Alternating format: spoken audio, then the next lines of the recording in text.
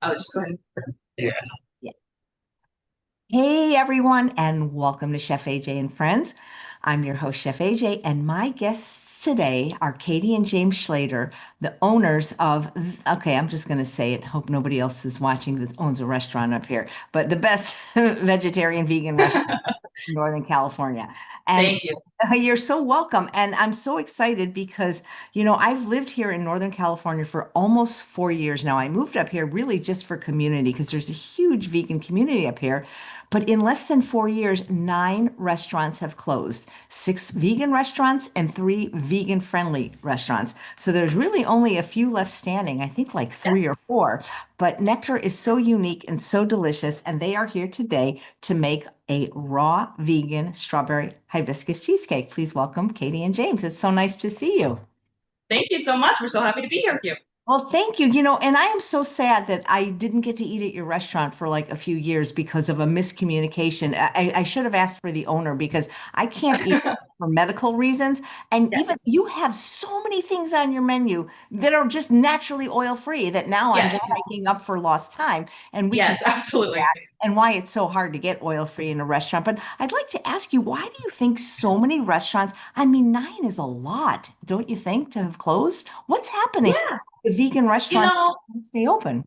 I'm not sure. I don't know if it's so much maybe the vegan or vegetarian community, perhaps, that um, is why they, weren't able to continue on, or what the reason of it for was more so maybe economic. I think, this industry is very hard right now.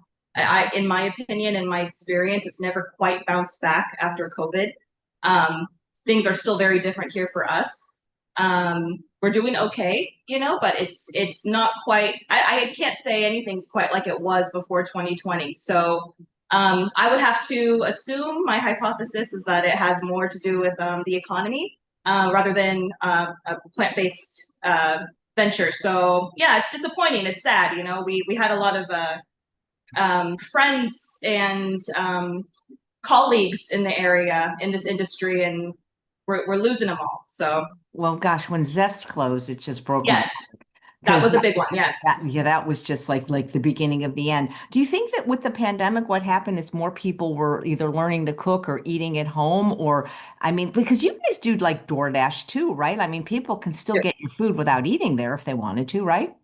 We do, yeah, and we're pretty big on DoorDash. That's a big feature with us, and I just think in general, I think that's become real popular as food delivery. I'm not sure what it is. I think a lot of people did get in the kitchen during COVID and maybe kind of hone their own skill. But also, I just think it's been hard. I think it's been hard for the country to recover after COVID and the economy, and maybe people are watching their spending and not eating out as much. Maybe even perhaps got more. I'd like to think of us and pride ourselves in being a more health conscious offering.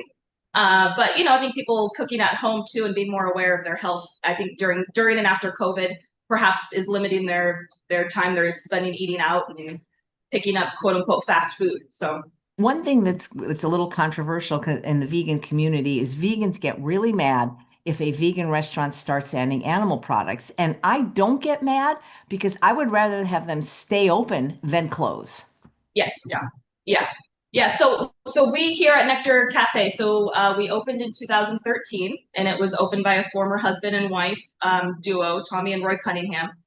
And it's Nectar Cafe is a vegetarian restaurant that offers everything on the menu vegan and gluten free. But we are not a vegan restaurant. We are not a gluten free restaurant. But we do specialize in that, and we make our entire menu available to that. We do. I would say 95% of our menu, by nature, naturally, is vegan, gluten free. So there's just a very small percentage that doesn't fall into that category. And what doesn't, we accommodate that. So and then in addition to that, as you know, we can accommodate percentage of oil free, soy free. We use very little soy in the restaurant. Yeah, so that's who we are and what we do. Well, your food is so good. And whenever I go visit my doctor once a month at Weimar, the only problem is sometimes you open later than he opens and I can't Yes. bring lunch, but they go crazy for your BLTA and your Oh, we love that. Thank room, you. and as does my husband. Well, do you want to like just talk or talk and cook? I don't know if you can do two things at once if you want to just talk about the recipe, because I have lots of questions about the recipe. Like, what's your history in the plant-based world, being plant-based or being a chef? Because I think your presentation is so beautiful. I was hoping you could show, you do this thing with your tomato soup. I was like, it's like the best thing I've ever tasted. But you do this thing Oh, with thank you. this, I don't know, you do these like squiggly lines on it. Like it's, I mean, I'm a chef, I should know this, but you make these lines and you do that on your cheesecake too. Yeah, yeah. So we'll be doing that on the cheesecake today when we get to that here shortly. It's a lot more simple than it looks, but it does create a really big, beautiful presentation, which we love so much, and we love people's reaction to it. But I learned that from my dad. So my dad was a professional chef growing up, um, and I grew up in a kitchen. And from a very, very young age, he instilled in me a lot of tips and tricks and skills, and so it just comes second nature to me. I was never formally trained. My dad was my trainer. I was his protege. So everything I know and learned was from my dad. Um, and then James here, his mother was a professional baker growing up. So we both grew up in the kitchen. And it's a home to us, and it feels very comfortable. It's our passion, it's our love. Again, not formally trained, just by experience and instilled in us by our single parents, single father, single mother, and it's just become a way of life. So I learned that particularly from my dad when I was very young. So yes, we do that on our soup when we serve that as a presentation, and also on our cheesecakes, which we'll do today. Yeah, I would say both of our parents have taught us like the first thing you do is eat with your eyes. Mhm. Yeah, when something looks good, oh, you just can't wait to taste it as well. And so presentation's a big one. Sometimes I get a little overzealous with things, but I do believe that we found a balance um, of very presentable food. Art, And art, art, food yeah, is art, food is art. and you have to have fun with it. Right. Well, it's delicious. In case people are just tuning in, you are located in Auburn, California. Yes. Yep. Right. Right. Like you would call that downtown Auburn, right? Yeah, so we're in downtown square. So there is a downtown and an old town, and they do get confused, but we are right smack dab in the downtown square. I like to say by the fire pit. So what is your experience like? Have you worked in restaurants before? Or you just decided like to buy the restaurant? Yeah, so I started working at Nectar Cafe in 2016. So it's been 10 years. It was just a few years after they opened by the former owners, and I started here as I had a full-time 9 to 5 office job that I was really unhappy with. I was very depressed there. And food was a passion and a love of mine. So my husband encouraged me to find a job in this industry that would lift my spirits, and I could make some friends and feel a little bit lighter. So I did. I got a job working here as a weekend night server around my full-time office job. And over the next 6 months, I worked my way into shift lead, left my other job, worked my way into assistant manager, general manager, and then about 4 or 5 years ago, I was offered the opportunity to take ownership and buy the business from them, and accepted. So it was 3 years in December. We've been owners of Nectar Cafe, and that's our genesis here. That's how we came to be in our position and in our place. And so I've only been owner for 3 years, but I've worked here for 10. So, and I like to reiterate to everyone, everything as it formerly was under the former ownership has stayed exactly the same. These are still the same two hands that prepared the food for many, many years before the change of ownership.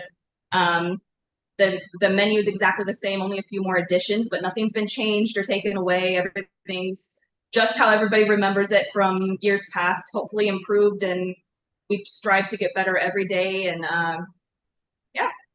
You're always there. Do you ever take a day off? Not, it's demanding, as you know, Chef AJ. It's demanding. It takes a lot of your time and your attention and your energy. I always say that if I was gonna do that, dedicate myself to something, I'm so glad it's this because I really, really do enjoy it and I love what I do. But yes, I am here 6 days a week, 12 hours a day. They are very long days, very long weeks, but we do try and take Sundays for our family. We have 2 daughters, and that's our family church day, and try to take a breather, and then we start on Monday and do it all over again. Well, I'm glad you're taking at least one day off. So what's your experience in the plant-based world? Like, are you vegan, vegetarian? Do you eat mostly vegetables, for example?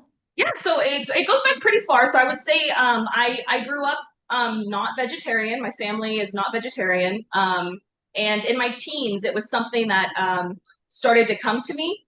It was particularly an episode of Oprah on red meat that really struck me and started to make me rethink how you eat meat.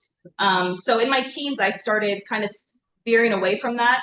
And then when I was pregnant with my first daughter, something really kind of shifted in me, and I kind of quit meat altogether. And she'll be 22 this year. So that I would say over the years we kind of red meat haven't done in 2 decades. Pescatarian, we consider ourselves pescatarian for a very long time. And then when we started really integrating ourselves into the restaurant here about 10 years ago, it just naturally led in that direction where when you're getting more educated about plant-based food and diets and ingredients and the health benefits and getting creative, it was just a natural progression and way, and it's something that we've become very familiar with and comfortable with. But again, there was no real formal training or it was just kind of something that naturally led us in this direction. Well, everybody that I talk to loves nectar. I haven't heard anybody say anything otherwise. But what I find really interesting is that there are people that love your restaurant that aren't even vegan or vegetarian that eat there. Like, for example, a realtor friend of mine, she just loves it. Her office is near there and she just loves to eat there. Good. That's the goal. That's the goal, is to showcase a plant-based diet and to make it desirable and hearty and delicious for even those that don't follow that lifestyle. Because we get a lot of people that are kind of weary about it, turned off by it, skeptical. You know, if there's someone that doesn't eat just plants, but it's more than that, and people don't realize. So we have so much fun getting to blow people's minds when they come in, and it's more than just a carrot on a plate. Absolutely. You have nachos and all kinds of. Yeah. So Oh yeah. what items have, because obviously I didn't go there before you took over. What items have you added since you've taken over? Yes. There's a lot. Yeah, so we've been having some fun. So we, with COVID, I didn't know I would talk about COVID so much today, but so with COVID, we had to scale down the menu a lot, just with resourcing. During that period of time, things were hard to source, and we had to scale our menu down, and we lost a lot of our favorites during that time. A lot of people remember we used to have a zucchini lasagna. We had our verde enchiladas. We had a curry bowl, a Mediterranean bowl, a few things we had to make some sacrifices with. So recently, in the past year or two, I will tease some of the old menu items here and there, and one of those things were the enchiladas, and they just took off again. So we've consistently had that back as a special. It's probably not going anywhere. It's become a favorite again, but it's our old recipe. So we have our enchiladas back on the menu that were gone for 5-6 years. James here is extremely creative, very talented. Has brought on our jackfruit tinga tacos. You want to describe those a little bit? Yeah. So it's a smoky tinga is like a smoky tomato sauce. Traditionally, we used to serve this for our kids growing up. So it was something that I brought from our past into a new plant-based recipe. And then with the addition of, what did we used to eat along with it? So one of the stories was we used to take our kids to Machado's, and they had a Marinberry pie. And I kind of combined the two of something that we used to eat as a family, and how do I turn this into something nice topping that would go with it? So it starts with the basic marinated jackfruit that I braise, and then after that simmering, uh, it gets nice, thick, hearty sauce that we put on there. Then there's a smoky, sweet berry sauce that I put on top, and it's kind of a perfect harmony of flavors in my opinion. It's like a sweet, smoky, spicy. They're delicious. So those are doing really well. We introduced those about three or 4 months ago. And we bring those on and off as a special. So we've got some taco specials, enchiladas. We played with a barbecue jackfruit sandwich last summer. Yeah, so those are a few of the additions that we've played with. What is your most popular item or items? Yeah, I would say our burgers are definitely our most popular. They're our number one sellers every day. I probably second to that, I would say nachos are pretty big. Who doesn't love a nacho? I know you do, Chef AJ. Yeah, so I would say probably the burgers, the nachos. Our BLTA is also very popular. It's very fun and unique. I think people get very confused with our coconut bacon. They don't understand how coconut became bacon, but it's a thing and we do it, and it's delicious. It's so much fun. But I would say those are some of our top sellers.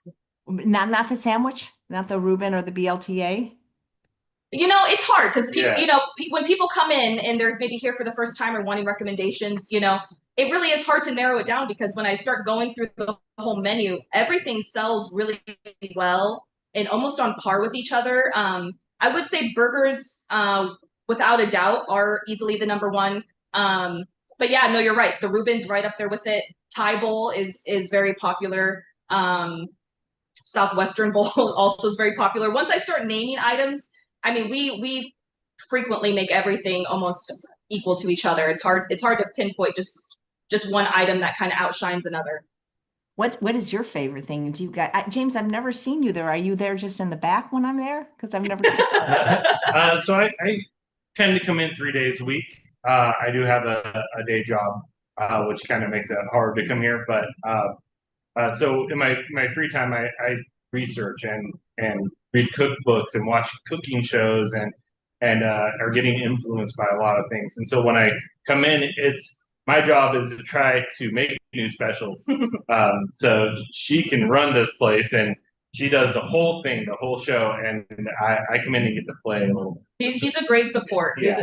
I am the one here present constantly all day, making everything happen, producing everything, but he's my support in the background, and he's amazing. Wow. So, what is your favorite things to eat? Or like, a lot of chefs I know, they'll just eat a bowl of cereal at night because they're, kind of done with the food thing. But do you eat at your restaurant every day? We do. Yeah. Well, she first started working here, I started tasting the menu. I really loved the Reuben. It's so good, and now as I'm coming along, there's different things. There was the shepherd's pie. Oh, it was so comforting on cold days.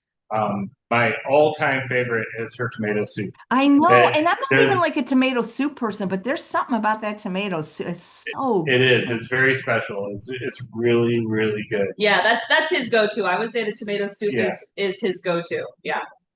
But I hate to give it away, but it's fun being behind the scenes because we get to play with the food. So what we get to eat and enjoy sometimes is off menu.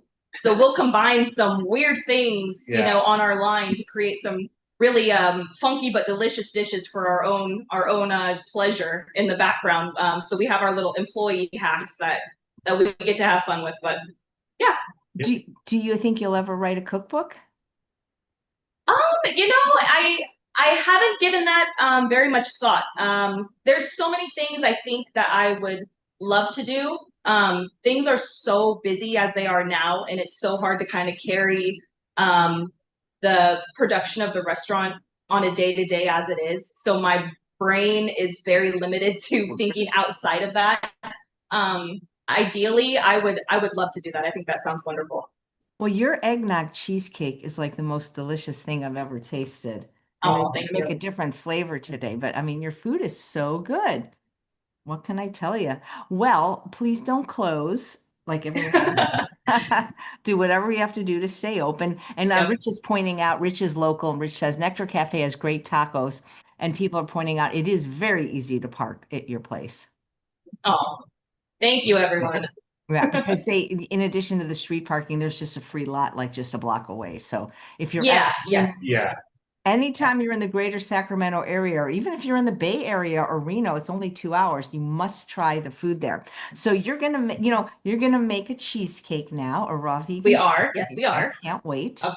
Okay, so what we're gonna do today is make a strawberry hibiscus cheesecake.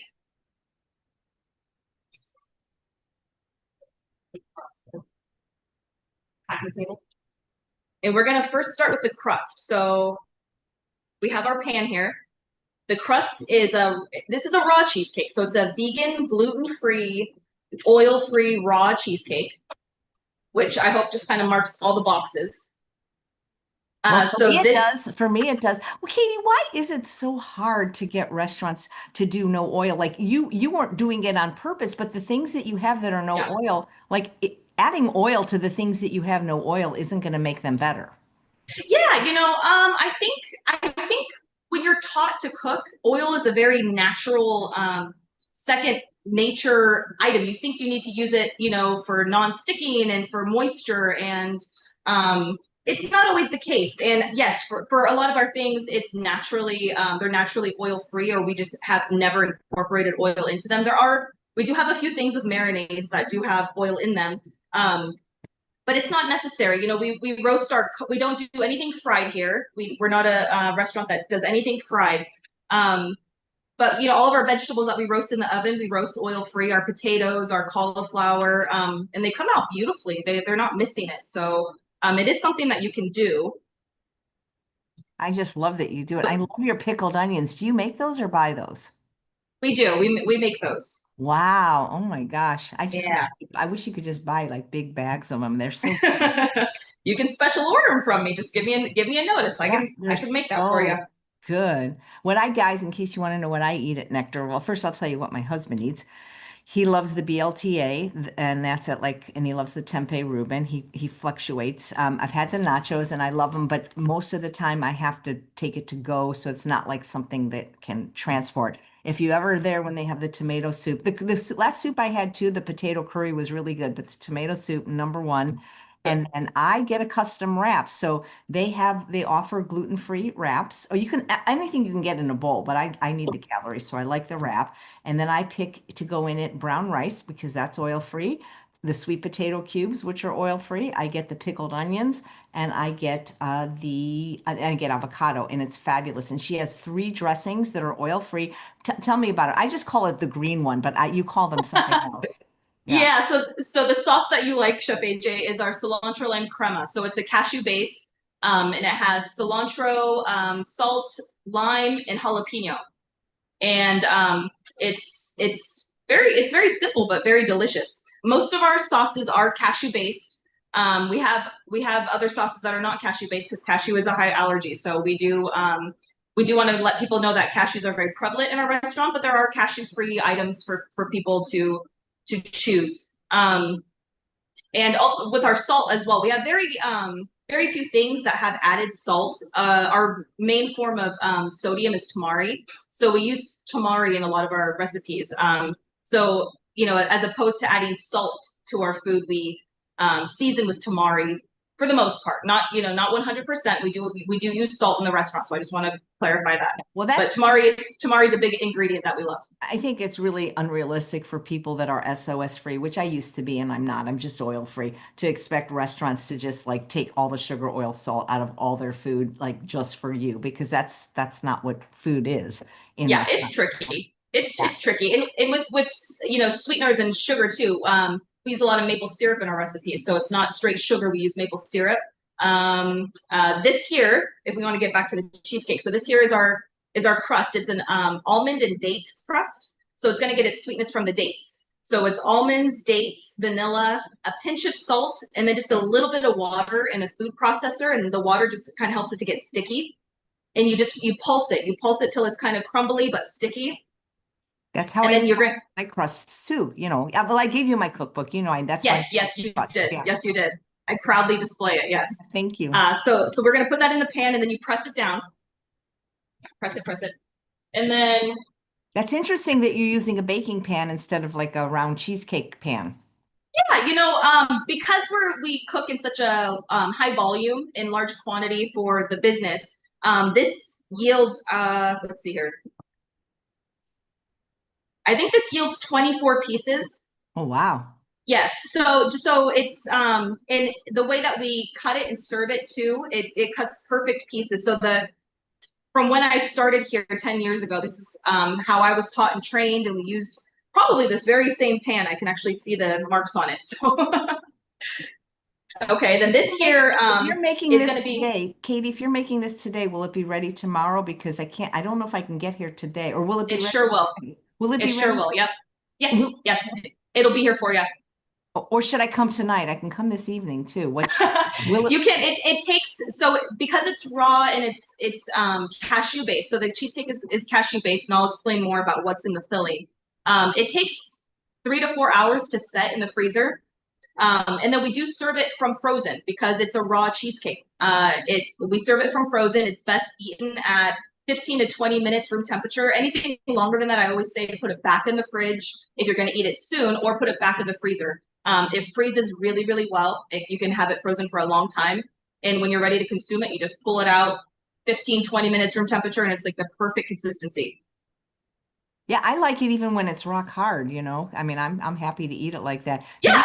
Do we have to wait till December to get the eggnog flavor back? Do something fun and do a summer eggnog. Christmas in July. We could You do could a. just call it something else, like and rename the flavor, you know? I could, yeah, because it almost just has like a fun. It's almost like a chai. It's like a chai spice. So we certainly could do that again.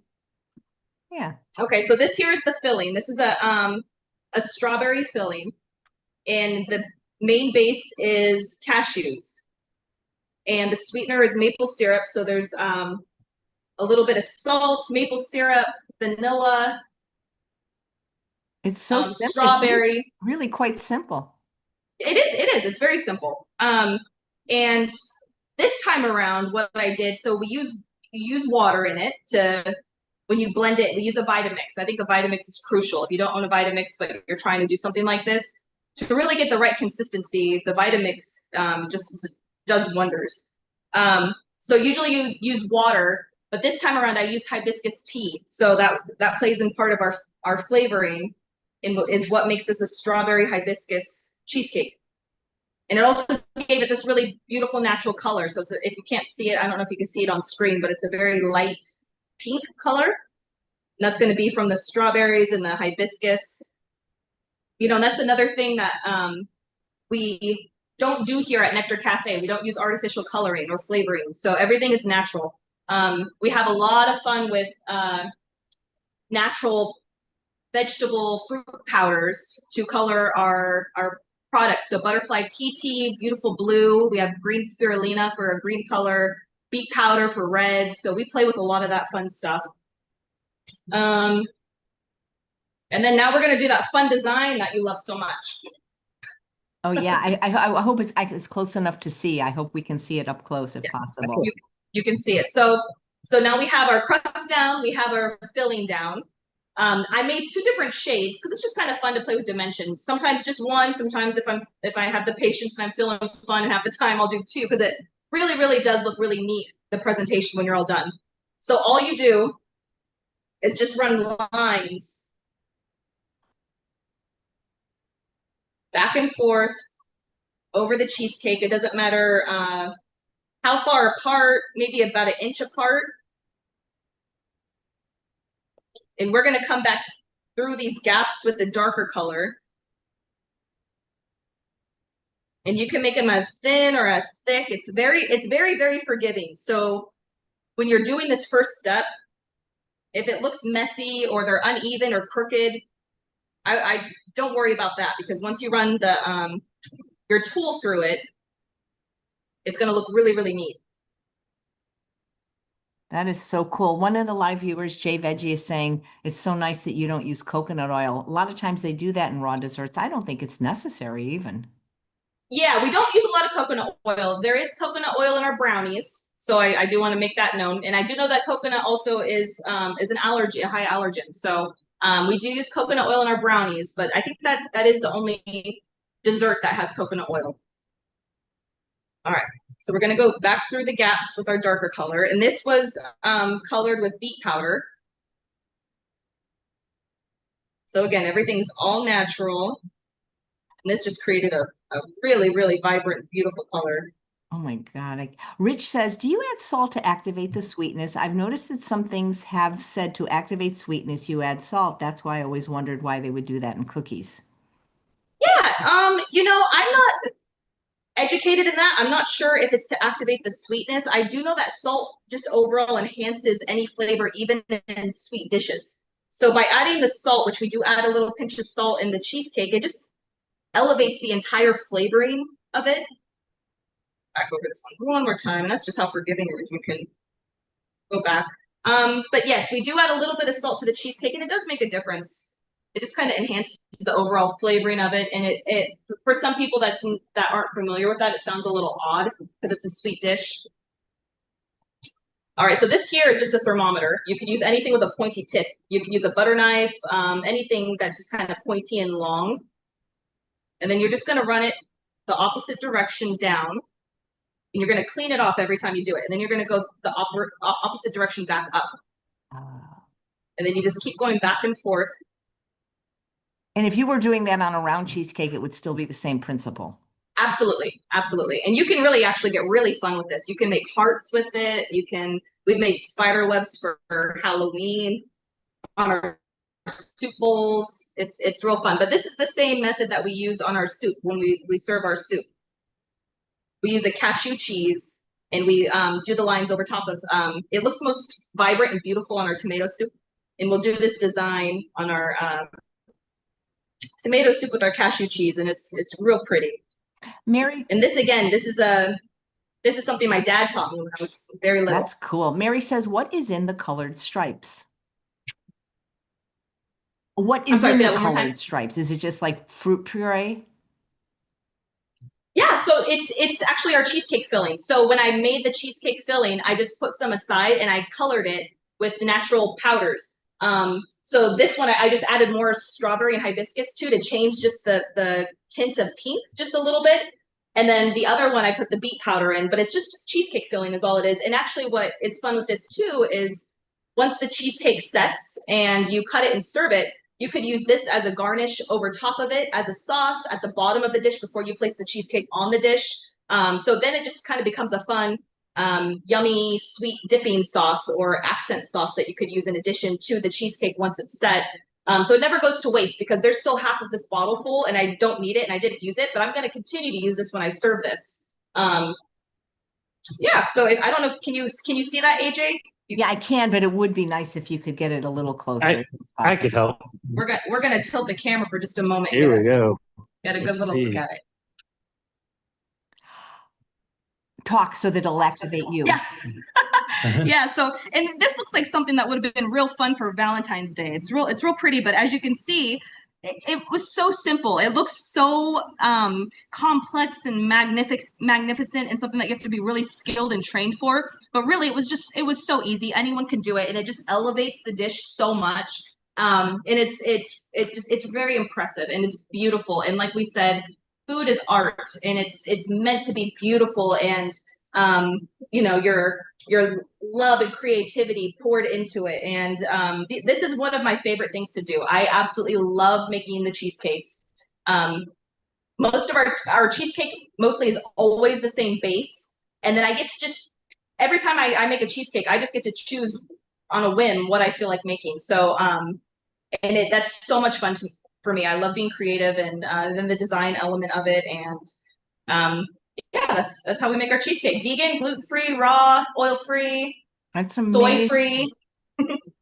And then you cut it like, I think it looks like, because it's always a triangle. So I'm guessing you cut it in a square and then cut the square in half. Exactly. Yep. That is beautiful. Thank you so much. I'm curious, have you lived in this area for your whole life in the Auburn kind of area? We've lived here for 17 years, so a very long time.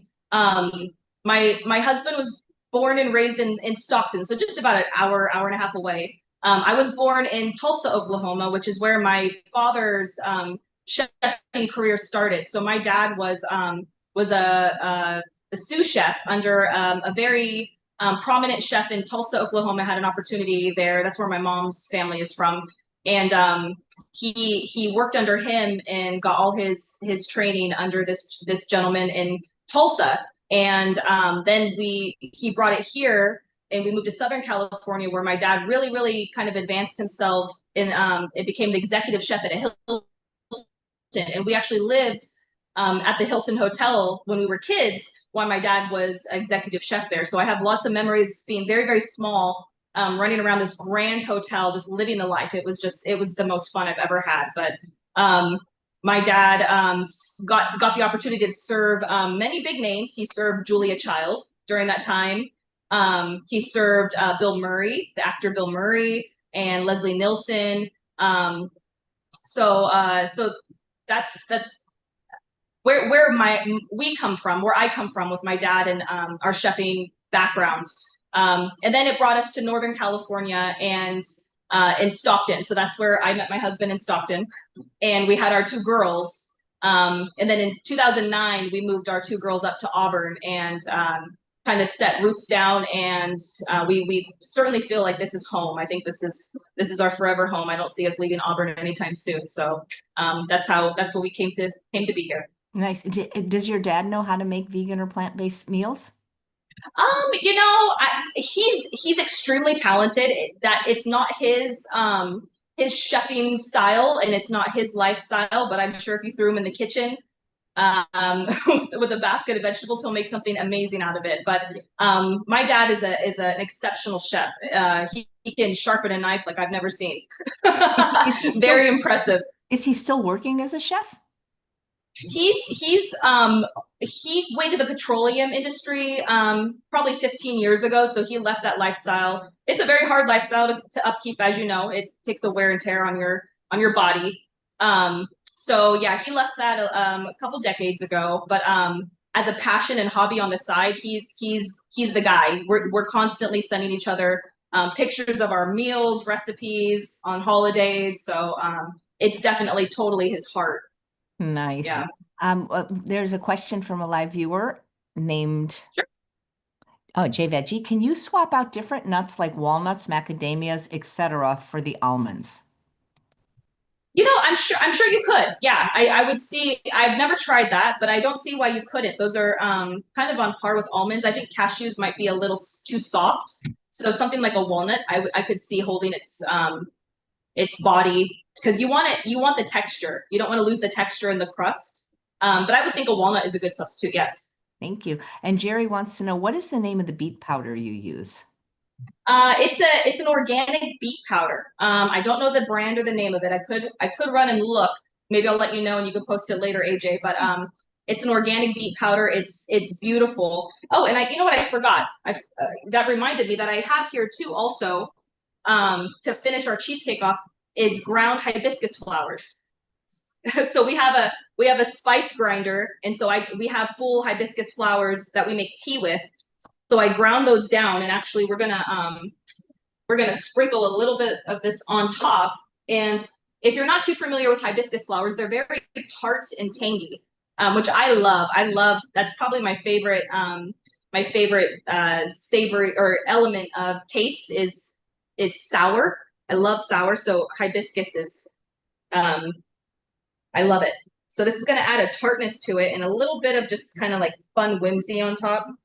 But this too is all natural. It's just hibiscus flowers ground up. Well, I know you're off tomorrow. I could come today, but my husband is out of town. He just had an ablation at Stanford yesterday, but he'll be back tomorrow, and I will go pick up his favorite sandwich and a couple of pieces of those cheesecake. Absolutely. Make sure you save at least 2 for me. I will. If you work 12 hours a day, 6 days a week, that's like double that most people work. That's a lot. So I hope you take care of yourself so that you don't close. But I'm curious, do you ever have time to go to any other restaurants? And are there any other good restaurants up here that I might not be aware of? Even if they're not vegan, as long as they have a plant-based option, I'm fine going to a non-vegan restaurant.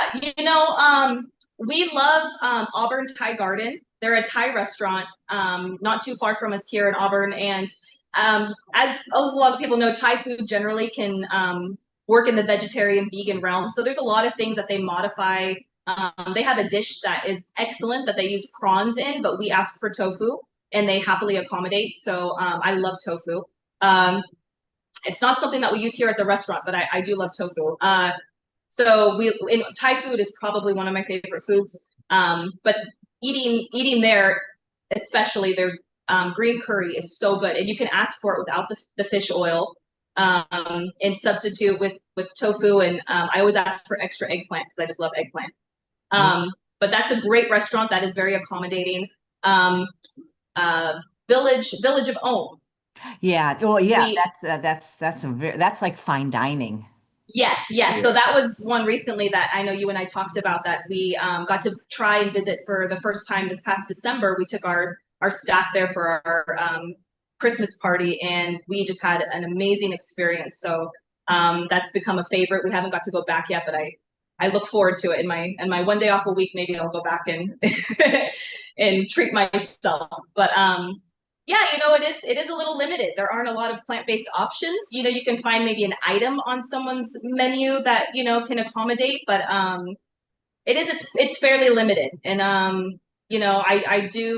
I do my very best to keep Nectar open and active, because I know that it's hard to come by. And I love being the place and the source of people that are so limited in their dietary preferences and just medical limited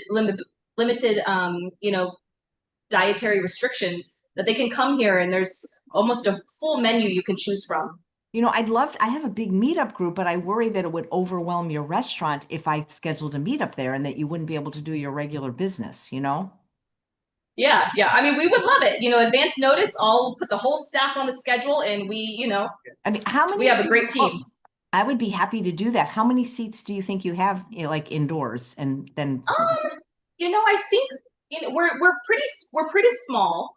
But I think maybe 30. It looks like we see. I mean, you tell me. I'd be happy. Rich, you're watching. I mean, indoors we have 30, but we do have a nice outdoor seating Right. that is, the city has a nice area outside, and the weather's so great now that I think we accommodate as many as you can get. Right. Yeah. I got the 2 dogs, so I'd be sitting outside. But if you want to do it, talk to me offline and find a day that works for you. Because we've tried to do it at like faux vegan, and it can be overwhelming to the restaurant and then the people waiting for their food. So maybe pre-orders or something. But I would love to schedule a meetup there. We've got a big group, and your food is so good. Absolutely. Sounds great. All right. Well, guys, thank you so much. And please stay in business and please take care of yourself. And guys, go support Nectar Cafe. Come on, Rich, you need to go there. Everybody needs to go there. Come on, Rich. At least once a week. I wish Nectar wasn't I wish Auburn wasn't 40 minutes away. I could go there more often. I probably could. I'm doing well driving now, so I'm tooling all over the place. Well, I won't see you tomorrow, but you always have such nice people working at the desk, and so attractive too. It's like, yeah. Yes, I know. We have a great team here, and I know you in particular. You love little Ella. Ella's a sweetheart. She's just she's the best. But we have Mariah, who does a lot of our baking, and Melissa and Francesca and Cherish and Aaron, our lead cook in the kitchen. I didn't miss anyone today. Yeah, I think I named everyone. We're a small team, but we're a very close team. We do not have high turnover. Everyone that's been here has been here for a very long time. We work incredible together, and they're just amazing. They're extremely reliable and committed and passionate about what we're doing here. And you're right, they are just fantastic. They're sweet and caring and accommodating and are attractive. Yes, they're very, very good-looking people by nature. It's not a prerequisite to work here, but it just happens. I mean, it's just, well, you said you eat with your eyes, so no. That's true. That's true. Yeah. I can let you know what beet powder it is afterwards in the show notes. I'm sure she'll tell Absolutely. me. And Absolutely. if somebody's asking how to join my meetup, you just go to meetup.com and put in Chef AJ. But it's local. It's up here in the Placer County, Sacramento County area. Well, I will see, not you guys, but I'll see your restaurant tomorrow because I'm getting that cheesecake. Awesome, AJ. We'll see All you right. then. Thank you so Thank much. you so much. Bye. Take Thank you. care. And You thanks too. all of you for watching another episode of Chef AJ and Friends. Please come back at 11 a.m. tomorrow. We have Sid Garza Hillman from the Stanford Inn. Have you ever heard of the Stanford Inn, you guys? No, I have not. Oh my God, it's the #1 vegan spa in the United States. It's a resort. Really? It has this famous restaurant called The Ravens. It's an award-winning vegan restaurant. It's in Mendocino. It's beautiful. And this is the best part, dog friendly. So you can bring all your dogs. It's just incredible. That's where you guys should go on your vacation. I agree. That sounds Yeah. fantastic. It's Think we about will. it's about a 4-hour drive. It's not, it's not going to the Motel 6. It's a little bit expensive, but even if you just go there for dinner, it is like, I think you'd really, really like it. Oh, sounds awesome. Yeah, it's a good place to go for anniversary, Valentine's Day, or in my case, for my birthday next month. And anyway, he'll be on the show at 11 tomorrow making vegan crab cakes. Take care, everybody. Thanks, Auburn. Bye. Thank Bye. you.